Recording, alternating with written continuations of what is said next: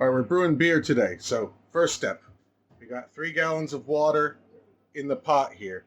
Got to bring it up to 100 and let's say 75 degrees because once you add the grain, the temperature is going to go down. I'll get to that part when we come to it. And in the meantime, we have all of our equipment sitting in sanitizer. Everything that we're going to use. You want to make sure everything is nice and clean and sanitized. All right, I'll pick up with part 2. All right, so now we've got in our cheesecloth here 1 pound of torrified wheat. Our water has gotten up to 170 degrees. You're going to take this and soak it in there like a giant tea bag for about an hour. So I'm going to put this in. So you just float it right in there. It doesn't matter if it completely falls in, but you can keep the cloth hanging over the edge so you can kind of retrieve it a little easier. And set your timer for 1 hour. Now when there's 45 minutes left, we're going to add our other grains, which in this case are going to be chocolate malt, Caramunich malt, and caramel malt. And they're going to steep for the remainder of the 45 minutes. All right, so now that we've got the torrified wheat's been going in there for about 15 minutes, for the rest of the hour, we're going to put in the rest of our malted grains. We've got this one, I believe, is caramel. That's the chocolate malt. And then that's the Caramunich. So you put those in, same way, and you let those steep for the rest of the hour. All right, so we'll get back to you when that's done. When this is done, by the way, make sure you keep an eye on your temperatures. You see I have the thermometer in here. You want to keep it in between 150 and about 160. So once it starts getting closer to 150, you might have to turn the heat back on to keep it right where you want it, but keep it in that range. So it's more important it stays below 175 and doesn't get any hotter than that than it is if it drops a little too low. If it drops a little too low, that's all right. You don't want it to get too high, though, because it'll start releasing some weird flavors from your grains. So anyway, we're going to let this steep for 45 more minutes, and then we are going to take that out, add our liquid malt, bring it to a boil, then add our liquid malt, and then we're going to put our hops in. So I'll see you then. Okay, so what we're doing right now is that we've got about 28 minutes left on the steeping of the grains. In the meantime, what I'm doing is we have our liquid malt, which we're putting in here. We're going to fill it with hot water. That'll make it a little bit looser so it's easier to pour into our wort pot because it's very sticky like molasses. It's very thick. It's hard to get out of the jar. This helps if you warm it up a bit. So that's an update what we're doing now. If you would like to see what's going on in the pot, as you can see, it's a very, very dark color. We're extracting a lot of the sugars out of there. What's happening is the starches are converting to sugars. See, our temperature is still in between 150 and 175, which is right about where you want to keep it. So we'll get back to you with the next step when we're there. Okay, so we've finished our steeping of the grains. I'm just going to shut off the timer. And this is what we're left with. As you can see, the color is very, very dark now. But this basically, I'm going to get my brother-in-law here to help me in a second. But we're going to hold this over the pot and let some of this drain off. And then we're going to add our malt. So we'll come back to you with that. And it smells great in here. Okay, so now as you can see, we've added our liquid malt. And now as you can see, it's coming to a boil. Notes for this. Number 1, do not get it boiling too rapidly because it will foam up and boil over. You don't want that, and also you don't want to scorch your wort. So once it comes to a boil, you're going to lower the heat and try to keep it where you can see some movement at the surface, but not so much where it's boiling over. Okay, so now that it's boiling though, we have 2 bags of Centennial hops. Now, note, this is my recipe for an American Amber Ale. There are different recipes. which might have slightly different steps. You know, some might have different times which you're supposed to add the hops and different amounts of grains. That'll be specific to your recipe. But this is a basic instructional so you kind of will understand what you have to do to make a beer. So basically, we've got 2 sacks of Centennial hops here. These are each 1 ounce. We're going to boil this in our wort for 1 hour, this one. For the last 15 minutes, we are going to add this other sack of hops.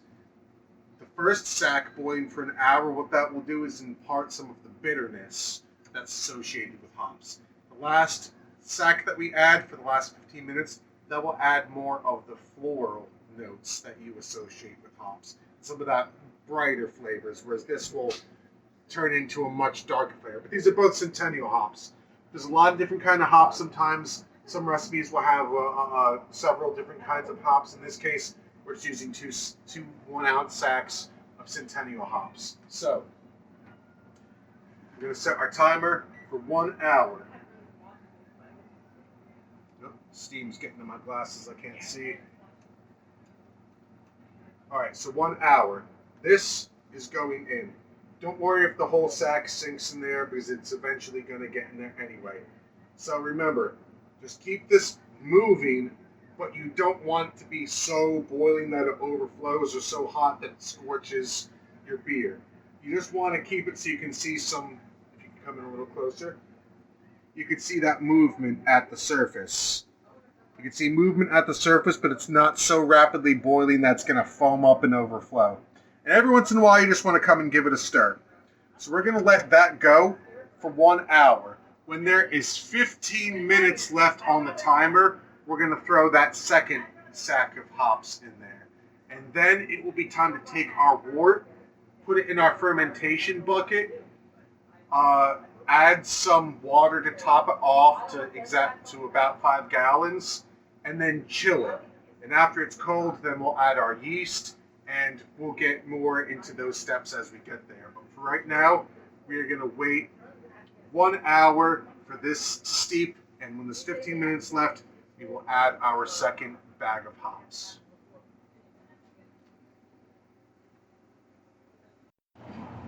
Okay, so we have finished our 1 hour boil of the wort. We added our liquid malt, and we have boiled our hops in there. The first bag for the entire hour, the second bag for the last 15 minutes.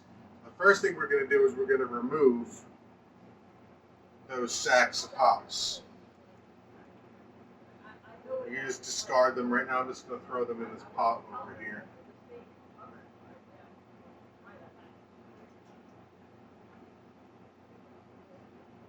Okay.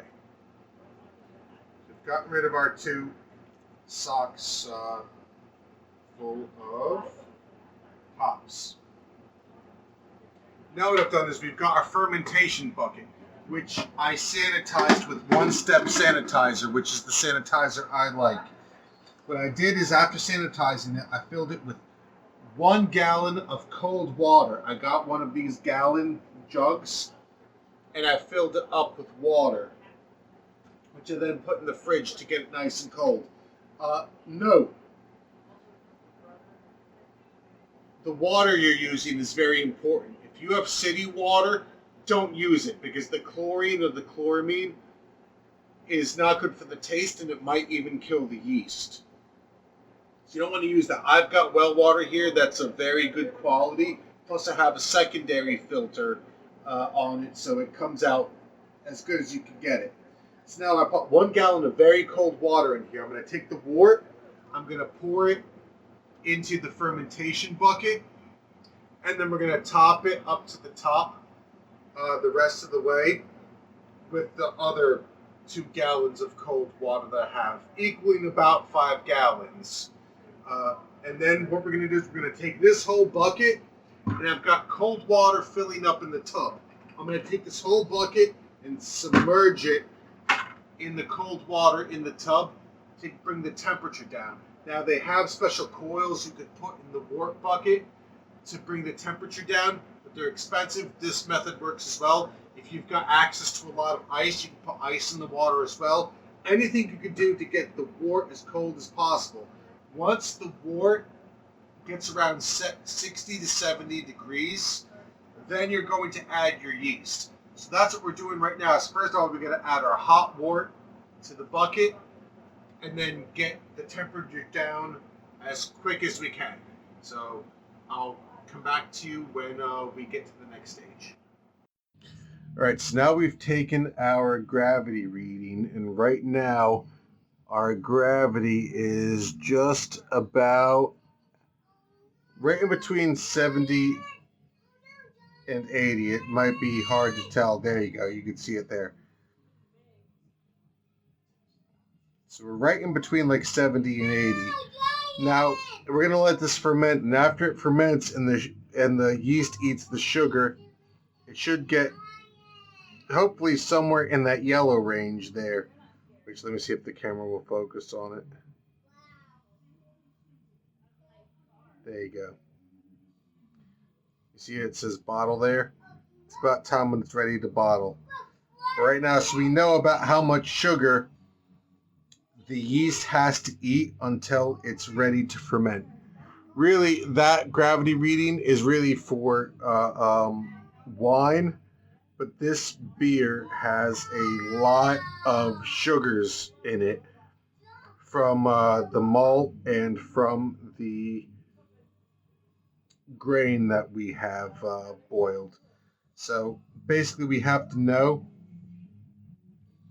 that the yeast has eaten enough of the sugars in our wort to be able to bottle it. So we'll get back to you eventually when that's right. Right now, what we're going to do is, now that the wort is in between 60 and 70 degrees, we're going to put our yeast into the bucket. Now there are, you're going to have to look at the recommendations on the package of your yeast to see, but normally you would want to add your yeast to the bucket when it's between 60 and 70 degrees, which is right about where we are right now. So we'll get back to you after we have added our yeast to the wort. So now we have our yeast. We're going to cut it open with sanitized scissors, and we're going to pour that into our wort.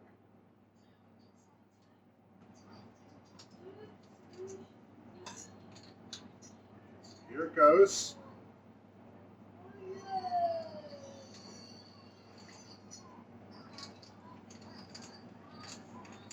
Keep in mind the yeast has been refrigerated up until now. Yes. Yeast has been refrigerated. We just brought it out right now because now it's time for it to join the party. Give it a little bit of a stir. You don't have to get it super. You don't have to like stir it up so it's like crazy aerated. Now you get your lid, which by the way has been sanitized. And we have our little rubber stopper there in the lid. All right, hold on, let me get this started. All right. So this has all been stopped. Now we just have the one hole in the lid. Now what we're going to do is, you can buy little bubblers that will do the same thing, but I have built my own. Basically what I'm going to do is, I'm going to take this and stick this. By the way, everything here has been sanitized. You're going to stick this into the hole. Now, over the next couple days, you're going to start seeing bubbles coming out of the end of this hose. Once you're at about a bubble a minute, it should be about time to bottle your beer. We will take a gravity reading then to see if it's specifically within the range in which it's safe to bottle. But over the next 2 weeks, the yeast is going to be eating that sugar and turning it into alcohol. So that's what we're waiting for. And once we see the appropriate number of bubbles, it'll be time for us to take another gravity reading with our hydrometer to see if the yeast has eaten enough of the sugar in which it is safe to bottle. And then we will be adding a little bit more sugar for the yeast to eat so it carbonates properly. But basically, you're going to want to take this, put it in a closet, somewhere where it's not going to get too hot, somewhere where it's not going to be too cold, somewhere where it's basically going to stay about room temperature. And you're going to want to let it sit there for about 2 weeks before you take your next reading. If it's an area that gets a lot of sunlight, you might want to lay a blanket over this whole apparatus so it doesn't get too much sunlight. Basically, you don't want it to get too hot and you don't want it to get too cold. You want it in a place where it's going to stay between. Something fell behind my brother-in-law there. Don't worry about it. Ghosts. We're gonna have it stay between 60 and 70 degrees for about 2 weeks, and then we're gonna take our next reading to make sure it's safe to bottle, and then we will bottle it, and we'll pick it up after there. But basically now, you have what will be 5 gallons of beer. You just have to wait for the yeast to eat all of those sugars and turn it into alcohol, and then we'll move to the bottling phase. But basically, that's everything you need to know up until the bottling phase. And I guess we'll pick this up when it comes bottling time, which is about 2 weeks from now. So we'll see you then. So anyway, now we have our beer fermenting in the bucket.